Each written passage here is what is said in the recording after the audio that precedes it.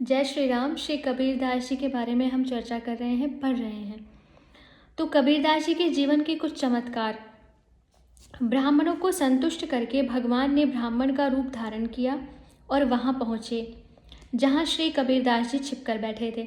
भगवान ने श्री कबीरदास जी से कहा, तू यहाँ पर पड़ा हुआ भूखा क्यों मरता है?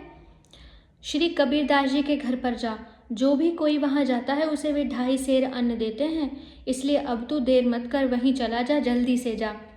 श्री कबीरदास जी घर को आए और सब समाचार देख सुनकर प्रेमानंद में पूर्ण रूप से मग्न हो गए।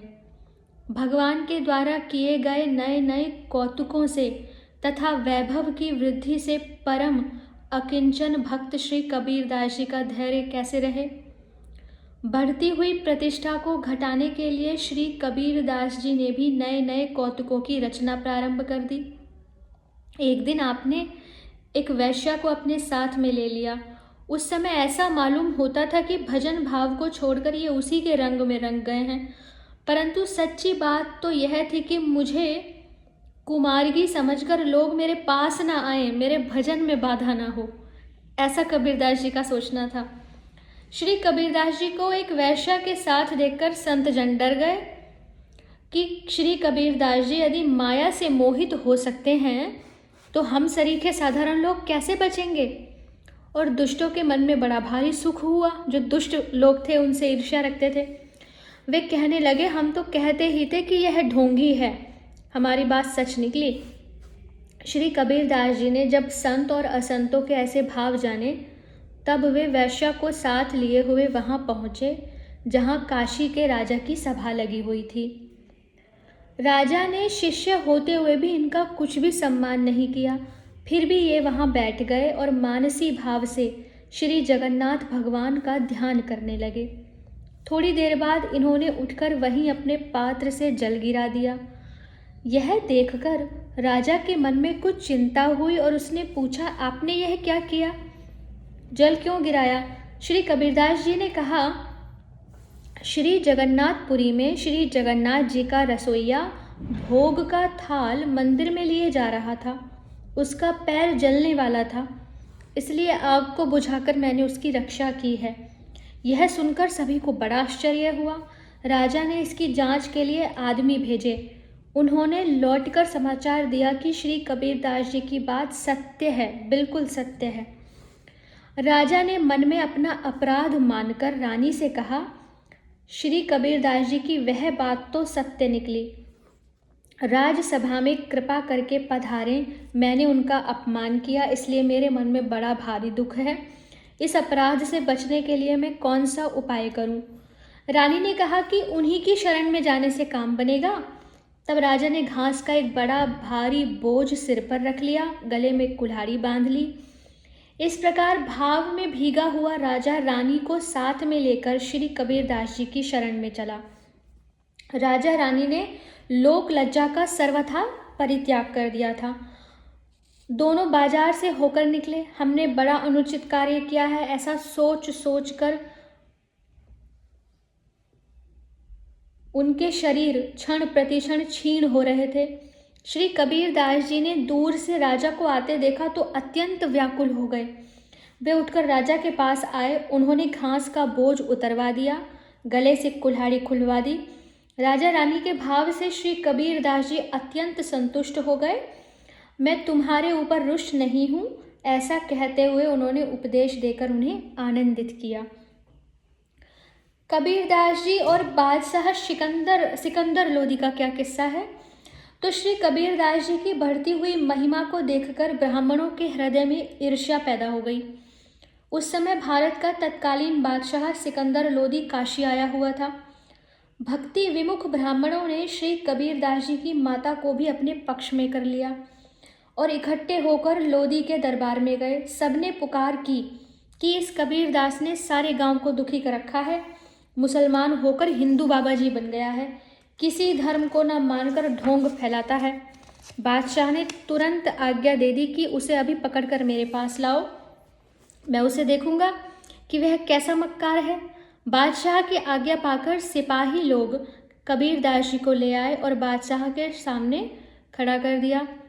तब किसी काजी ने श्री कबीरदास जी से कहा, ये बादशाह सलामत है, इन्हें सलाम करो। उन्होंने उत्तर दिया, हम श्री राम के अतिरिक्त दूसरे किसी को सलाम करना जानते ही नहीं हैं। श्री कबीरदास जी की बातें सुनकर बादशाह ने इन्हें लोहे की जंजीरों से बंधवाकर गंगा जी की धारा में डुबा दिया, परंतु ये जीवित ही रहे। लोहे की जंजीरें न जाने कहाँ गई, ये गंगा जी की धार से निकलकर तट पर खड़े हो गए। पश्चात बादशाह की आज्ञा से बहुत सी लकड़ियों में इन्हें दबाकर आग लगा दी गई। उस समय नया आश्चर्य हुआ, सभी लकड़ियां जलकर भस्म हो गई और इनका शरीर इस प्रकार चमकने लगा जिसे देखकर तपे हुए सोने की चमक भी लज्जित हो जाए। जब यह उपाय भी व्यर्थ हो गया तो एक मतवाला हाथी लाकर उसे उनके ऊपर झपटाया गया। लाख प्रयत्न करने पर भी हाथी श्री कबीरदास जी के पास नहीं गया।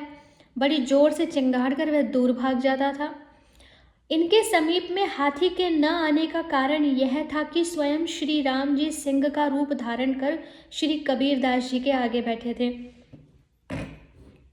बादशाह सिकंदर लोदी ने श्री कबीरदास जी का ऐसा अद्भुत प्रभाव देखा तो वह सिंहासन से कूदकर इनके चरणों में गिर पड़ा और हाथ जोड़कर प्रार्थना करने लगा कि अब आप कृपा करके ईश्वर के कोप से मुझे बचा लीजिए। श्री कबीरदास जी ने कहा, आप कभी भी किसी साधु संत के ऊपर ऐसा गजब न करना। बादशाह ने कहा, प्रभु, गांव देश तथा अनेक सुख सुविधा के सभी सामान जो जो आप चाहें वह सब मैं आपको दूंगा। तब आपने उत्तर दिया कि हम तो केवल श्री राम जी को चाहते हैं और उन्हीं को अष्ट प्रहर जपते हैं। दूसरे किसी भी धन से हमें कुछ भी प्रयोजन नहीं है। इस प्रकार बादशाह से सम्मानित होकर आप अपने घर आए।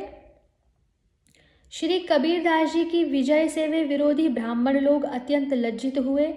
साधुओं से शाप दिलाकर इन्हें परास्त करने के विचार से उन्होंने अपने में से 4 ब्राह्मणों के सुंदर वैरागी साधुओं के से वेश बनाए। उन चारों को चारों दिशाओं में भेज दिया। वे लोग दूर दूर तक गांवों में साधुओं के स्थानों और नामों को पूछ पूछ कर सब जगह सबको न्योता दे आए कि अमुक दिन श्री कबीरदास जी के यहाँ भंडारा है, वस्त्र और दक्षिणा का भी प्रबंध है, आप पधारें। भंडारा सुनकर अगणित साधु संत श्री कबीरदास जी के यहाँ आए। तब आप घर से अलग कहीं दूर जाकर छिप गए। अपने भक्त की प्रतिष्ठा रखने के लिए भगवान स्वयं श्री कबीरदास जी का रूप धारण करके आ गए और भंडारे का प्रबंध करने लगे। बड़ी बड़ी पंगतें बैठ गई। अब कबीरदास जी भी आकर इन्हीं में मिल गए। भगवान ने खिला पिलाकर और दान सम्मान से सभी साधु संतों को तथा श्री कबीरदास जी को भी अच्छी प्रकार से प्रसन्न किया।